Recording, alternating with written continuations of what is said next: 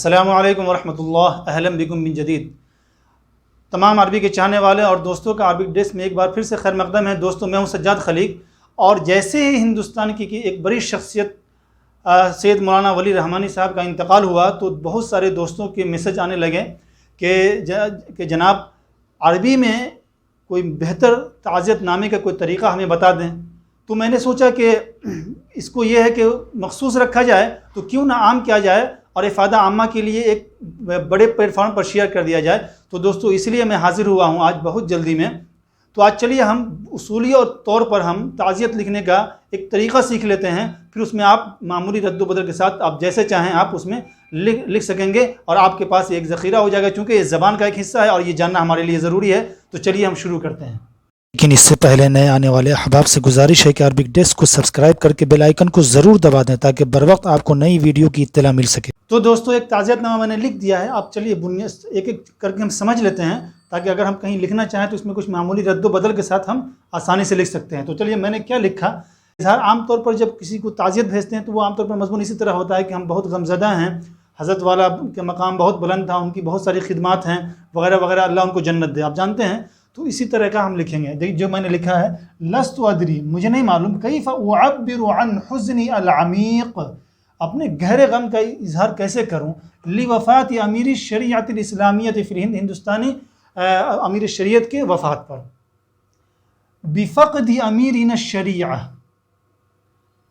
فقد الامة الاسلامیۃ الہندیۃ واحدا من ابرز القادۃ فی البلاد والعالم، بفقد امیرنا الشریعہ، امیر شریعہ کو کھو کر کے ہم نے، فقد الامہ، امت نے، امت الاسلامی الہندیہ، ہندوستانی مسلمانوں نے، واحدا من ابرز القادۃ فی البلاد والعالم، ملک اور دنیا کی ایک بڑی ہستی کو، ایک بڑے لیڈر کو، ایک بڑے رہبر کو کھو دیا ہے۔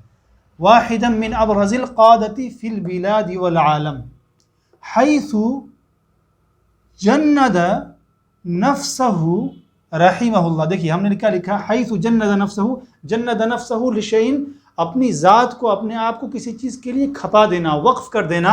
تو حیث جند نفسہ، پھر ہم نے یہ نشان دیا اور یہ نشان دیا، بیچ میں لکھا رحمہ اللہ، کیونکہ جناب والا مرحوم رحمۃ اللہ علیہ نے اپنے آپ کو جند نفسہ لخدمت دینہ، اپنے دین کی خدمت کے لیے وقف کر دیا تھا، ثم وطنہ، اور قوم اور ملک، قوم کے لیے، وامتہ والانسانیت جمعا، کہ جناب والا نے اپنی ذات کو دین کی خدمت کے لیے، پھر وطن، ملت اور تمام انسانیت کی خدمت کے لیے وقف کر دیا تھا۔ تو ہم ایسے لکھیں گے، ٹھیک ہے۔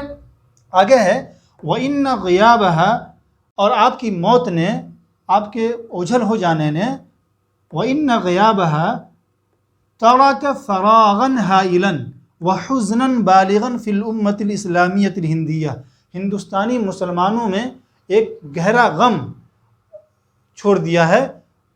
وَفَرَاغًا هَائِلًا، جب کسی بڑی ہستی کا انتقال ہوتا ہے تو ہم کیا کہتے ہیں کہ ایک امت میں یا قوم میں یا ملک میں ایک بڑا خلا پیدا ہو گیا ہے۔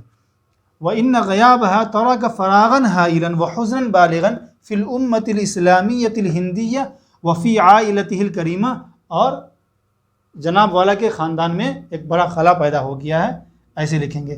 وَلَكِنْ لَا سَبِيلَ إِلَّا الْخُضُوعِ إِلَى مَشِيَّةِ اللَّهِ تَعَالَى، لیکن اللہ کی مشیت کو ماننے کے علاوہ ہمارے پاس کوئی راستہ نہیں ہے۔